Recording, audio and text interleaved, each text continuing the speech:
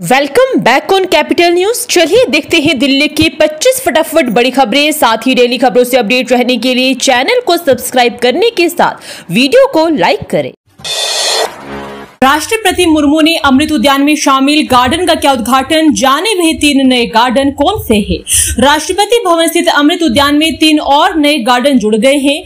राष्ट्रपति द्रौपदी मुर्मू ने अमृत उद्यान में शनिवार को प्लूमेरिया गार्डन, बरगद ग्रोव और बैबलिंग ब्रुक का उद्घाटन किया। राष्ट्रपति भवन के social media platform president of India के एक्स अकाउंट पर दी गई जानकारी के अनुसार ये तीनों उद्यान आमजन के लिए 14 सितंबर तक खुले रहेंगे। दिल्ली वाले एमसीडी और एनडीएमसी को करा सकते हैं झंडे जमा। तिरंगे का सम्मानजनक तरीके से होगा निपटान।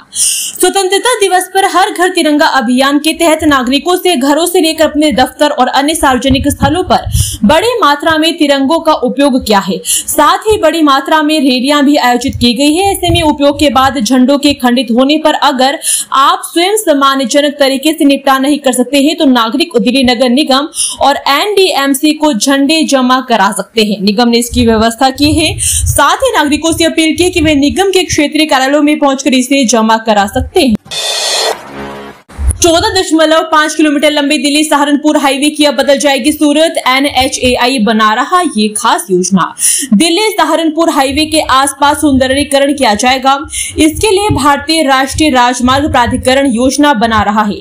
हाईवे के किनारे देश की संस्कृति की झलक दिखती व संदेशप्रद पेंटिंग बनाई जाएगी। साथ ही हरियाली को बढ़ावा जाएगा। इसके लिए NHAI की टीम स्थान चिन्हित कर रही है। राष्ट्रीय राजधानी बॉर्डर तक दिल्ली सहारनपुर हाईवे करीब 14.50 किलोमीटर लंबा है। इसी बीच Yamuna bank, Lalita park, Ramesh park, Geeta colony, Gandhinagar, Usmanpur, पुश्ते से गावड़ी तक कई जगह दीवारें और भूमि पड़ी है। दिल्ली में यमुना का जलस्तर बढ़ा, बाढ़ की चेतावनी जारी, सतर्कता और निगरानी पर फोकस।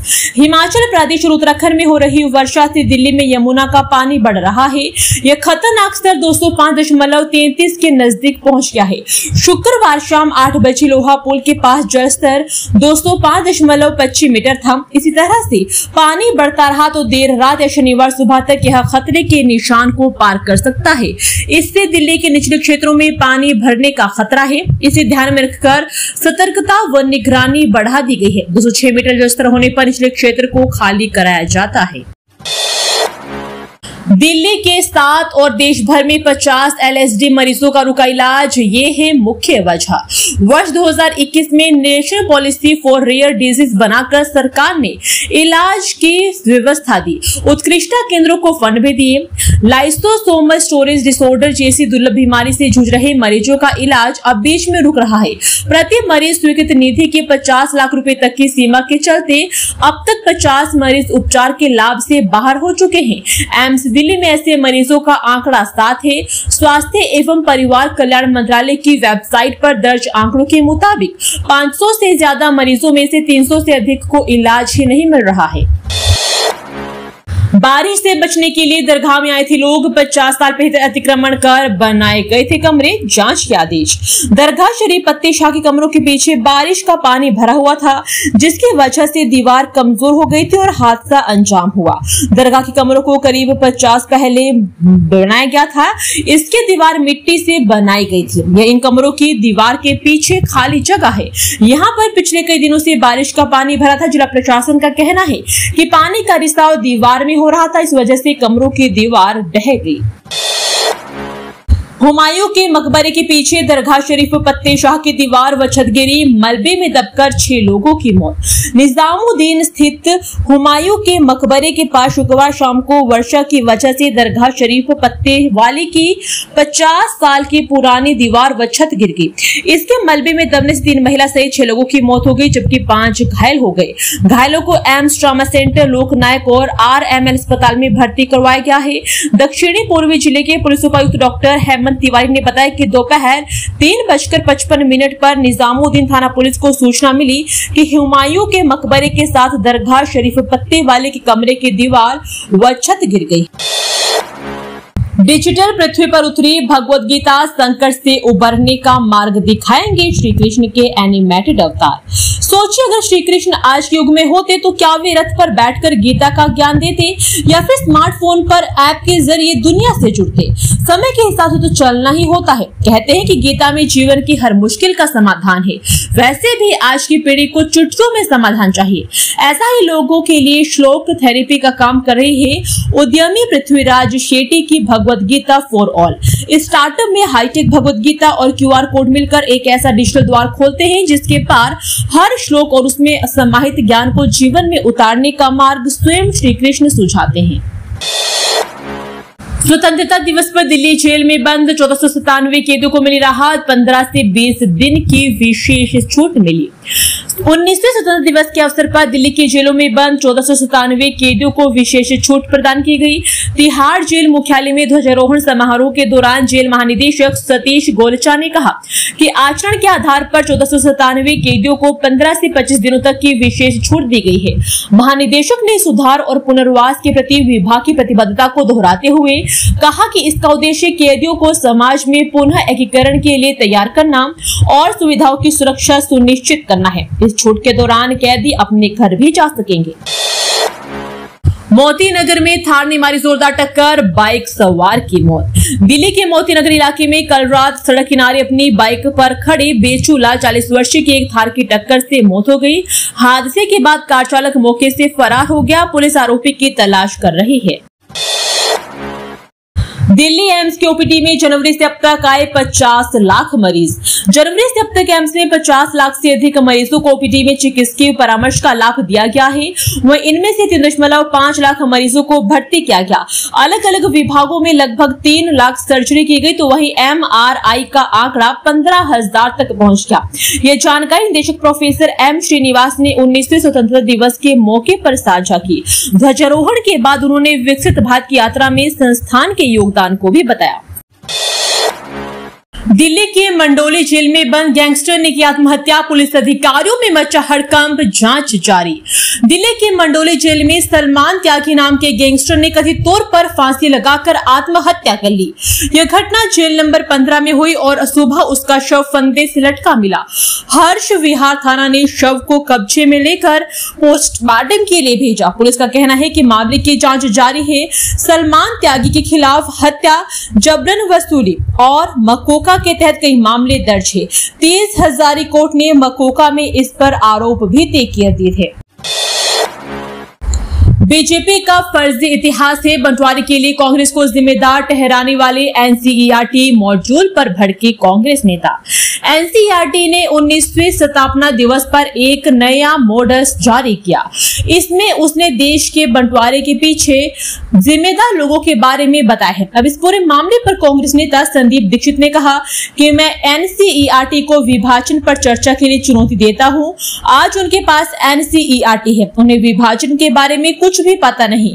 बता दें NCERT के इस नए मॉड्यूल में देश के बंटवारे के पीछे जिम्मेदार लोगों के बारे में, जिसमें कांग्रेस नेतृत्व पर अहम जिम्मेदारी डालते हुए साफ तौर पर कहा गया है कि कांग्रेस ने विभाजन की योजनाओं को स्वीकार कर लिया और जिन्ना को कम करके आंका।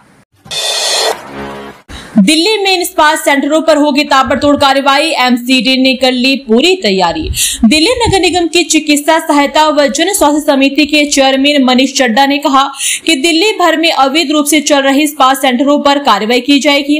उन्होंने बताया कि उनके पास काफी शिकायतें आ रही है कि रिहायशी इलाकों में नियमों के विरुद्ध स्पा सेंटर चल रहे हैं, जबकि नियमों के अनुसार रिहायशी इलाकों में संचालित नहीं हो सकते हैं। चड्डा ने बताया कि स्पा सेंटर को दिखा असामाजिक कार्य भी कराए जा रहे हैं, जिसको लेकर गंभीरता से कठोर कार्रवाई की जाएगी। उन्होंने कहा कि जल्द ही समिति की बैठक बुलाई जाएगी और इससे संबंधित रिपोर्ट भी ली जाएगी। सत्ता में रहकर भी कॉलेज इलेक्शन में खाता नहीं खोल पाई आप, बीजेपी प्रदेश अध्यक्ष सचदेवा ने अरविंद केजरीवाल पर किया कटाक्ष। आम आदमी पार्टी नेताओं ने 15 अगस्त को अपने association of students for alternate politics students wing के लिए योग्य प्रत्याशियों के लिए चुनाव के आवेदन मांगे हैं, जिस पर दिल्ली बीजेपी प्रदेश अध्यक्ष वीरेंद्र सचदेवा ने कटाक्ष करते हुए कहा कि आप संयोजक अरविंद केजरीवाल रिलोचिंग और रिपकेकिंग राजनीति के माहिर खिलाड़ी है। वे सारा तरह की कवायदे करते रहते हैं, लेकिन इससे युवाओं में अपनी पैठ नहीं बना सकते। दिल्ली में आपका बड़ा ऐलान, कहा डूसू चुनाव लड़ना चाहते हो लेकिन नहीं है पैसे तो एएसएपी करेगा आपकी मदद। डूसू और डीयू के कॉलेजों में छात्र संघ चुनाव लड़ने के लिए आम आदमी पार्टी की छात्र wing association of students for alternative politics मदद करेगा। शुक्रवार को आपके दिल्ली प्रवेश संयोजक सौरभ भारद्वाज ने घोषणा की कि एएसएपी चुनाव लड़ने में स्टूडेंट्स की मदद करेगा। इसके लिए इच्छुक स्टूडेंट्स 15 से 25 अगस्त तक आवेदन कर सकते हैं। जन्माष्टमी के मौके पर दिल्ली के बिरला मंदिर से लेकर हरिद्वार तक मंदिरों में लगा भक्तों का तांता। जन्माष्टमी के मौके पर देश भर के मंदिरों में भक्तों की लंबी कतारें देखने को मिल रही है। सभी लोग आज के दिन मंदिर पहुंचकर भगवान कृष्ण के दर्शन कर अपने दिन की शुरुआत कर रहे हैं। इस बीच दिल्ली के बिरला मंदिर और मथुरा के हरिद्वार मंदिर में दर्शन के लिए पहुंचे कई भक्तगणों ने समाचार एजेंसी IANS से बातचीत में अपना अनुभव साझा किया। उन्होंने जन्माष्टमी को लेकर अपनी खुशी जाहिर करते हुए कहा कि वो अपने आपको बहुत सौभाग्यशाली समझते हैं कि उन्हें यहां आने का अवसर प्राप्त हुआ। भक्तों ने बताया कि वो अपनी खुशी को शब्दों में बयान नहीं कर सकते। दिल्ली में थार का कहर, बेकाबू गाड़ी ने बेरहमी से बाइक सवार को रौंदा, हादसे के बाद ड्राइवर फरार। देश की राजधानी दिल्ली में तेज रफ्तार थार का कहर देखने को मिला। दिल्ली के मोती नगर इलाके में कार ने बाइक सवार शख्स को बुरी तरह कुचल दिया। इस घटना में बाइक सवार शख्स की मौके पर ही मौत हो गई। मृतक शख्स की पहचान बेचूलाल 40 वर्षीय के रूप में हुई है। घटना के बाद से आरोपी कार चालक फरार है। पुलिस आरोपी की तलाश कर रही है। पीएम मोदी ने अपने भाषण में आरएसएस को सराहा। संदीप दीक्षित बोली, फर्जी संस्था है, आज तक रजिस्टर नहीं। प्रधानमंत्री नरेंद्र मोदी ने स्वतंत्रता दिवस पर लाल किले से अपने भाषण में राष्ट्रीय स्वयंसेवक संघ की स्थापना के 100 साल पूरा होने का जिक्र किया। उन्होंने कहा कि संगठन की इस राष्ट्रीय सेवा की यात्रा पर देश गर्व करता है। अब इस पर कांग्रेस नेता संदीप दीक्षित ने प्रतिक्रिया दी है कि उन्होंने आरएसएस को फर्जी संगठन बताया। दिल्ली के पूर्व सीएम अरविंद केजरीवाल के आवास का मामला पहुंचा कोर्ट। क्या है मामला? दिल्ली हाईकोर्ट में आम आदमी पार्टी के राष्ट्रीय संयोजक और दिल्ली के पूर्व मुख्यमंत्री अरविंद केजरीवाल को सरकारी आवास मुहैया कराने की मांग को लेकर याचिका दाखिल की गई है। दिल्ली हाईकोर्ट में जस्टिस सचिन दत्ता की बेंच इस मामले पर 25 अगस्त को अगली सुनवाई करेगी। हाई कोर्ट में मामले की सुनवाई के दौरान आपकी ओर से पेश वकील ने कोर्ट में दलील देते हुए कहा कि राजनीतिक दलों के लिए आवास आवंटन दिशा निर्देश के मुताबिक किसी मान्यता प्राप्त राजनीतिक दल के प्रमुख को सेंट्रल दिल्ली में आवास देने का प्रावधान है। 3 दिन तक जारी रहेगा बारिश का सिलसिला, जाने आज कैसा रहेगा मौसम। दिल्ली एनसीआर में पिछले 2 दिनों से लगातार हो रही भारी बारिश ने मौसम को एकदम सुहाना बना दिया है। आसमान में बिजली की कड़क, बादलों की गर्जन और ठंडी हवाएं मानो मॉनसून का पूरा मजा दे रही है। भारत मौसम विज्ञान विभाग के मुताबिक 16 अगस्त को मध्यम से हल्की बारिश का सिलसिला जारी रहेगा। कुछ इलाकों में तेज बौछारें पड़ सकती है तो कहीं बस हल्की फुहारें। DU/SU चुनाव को लेकर आम आदमी पार्टी का बड़ा ऐलान, उम्मीदवारों को लेकर एएसएपी का रुख साफ। दिल्ली विश्वविद्यालय की छात्र राजनीति में व्याप्त धनबल और महंगे प्रचार तरीकों के खिलाफ आम आदमी पार्टी ने स्वतंत्रता दिवस पर बड़ा ऐलान किया है। पार्टी ने कहा कि अब साधारण पृष्ठभूमि के छात्र भी बिना भारी खर्च के छात्र संघ चुनाव लड़ पाएंगे, जिसके लिए पारदर्शी प्रक्रिया अपनाई जाएगी। प्रदेश अध्यक्ष सौरभ भारद्वाज, विधायक संजीव झा और पार्टी की छात्र इकाई एएसएपी ने एक संयुक्त प्रेस कॉन्फ्रेंस कर इसकी घोषणा की। मैं मदद के लिए चिल्लाने लगी, हुमायूं मकबरे में हुए हादसे की चश्मदीद ने क्या बताया। स्वतंत्रता दिवस की शाम दिल्ली के हजरत निजामुद्दीन दरगाह इलाके में स्थित हुमायूं के मकबरे में हादसा हो गया। मकबरे के परिसर में स्थित फतेह शाह दरगाह का एक हिस्सा गिर गया। इस हादसे में 6 लोगों की दर्दनाक मौत हो गई। दक्षिण पूर्वी दिल्ली के डीएम डॉक्टर श्रवण बागरिया ने कहा कि इस हादसे में 6 लोगों की मौत हो गई है। लोगों के यहाँ इकट्ठा होने पर डीएम ने कहा कि पता चल रहा है कि यहाँ पर एक मौलवी साहब रहते थे, उनके पास लोग ताबीज बनवाने आते थे। डीएम ने कहा कि इस मामले में लीगल कार्रवाई होगी। चश्मदीदों का बयान भी सामने आया है। झमाझम बारिश या उमस वाली गर्मी। दिल्ली एनसीआर में संडे को कैसा रहेगा मौसम, जानिए आईएमडी का अपडेट। देश के अधिकतर राज्यों में झमाझम बारिश हो रही है। दिल्ली एनसीआर में 15 अगस्त को जमकर बारिश हुई। देर रात से शुरू हुई बारिश शुक्रवार दोपहर तक होती रही और शनिवार को दिल्ली एनसीआर में बादल छाए रहे, रुक रुक कर धूप भी निकल रही है। इस बीच भारतीय मौसम विज्ञान ने दिल्ली एनसीआर के मौसम को लेकर पूर्वानुमान जताए है। आईएमडी ने कहा है कि शनिवार शाम दिल्ली एनसीआर के कई इलाकों में बारिश हो सकती है। शनिवार को दिल्ली का न्यूनतम तापमान सामान्य से 1.5 डिग्री कम 25 डिग्री सेल्सियस दर्ज किया गया। आईएमडी के अनुसार रविवार को आमतौर पर बादल छाए रहेंगे और दिल्ली एनसीआर के कई इलाकों में हल्की बारिश होने का भी अनुमान है। रविवार को दिल्ली का अधिकतम तापमान 33 डिग्री सेल्सियस की। दिल्ली में अवैध हथियार रखने के आरोप में 9 लोग गिरफ्तार, 24 पिस्तौलें जब्त। राष्ट्रीय राजधानी में स्वतंत्रता दिवस से पहले सोशल मीडिया पर अवैध हथियारों का प्रदर्शन करने और बड़ी मात्रा में हथियार रखने के आरोप में कुख्यात नीरज बवाना गिरोह के संदिग्ध सदस्यों समेत 9 लोगों को गिरफ्तार किया गया है।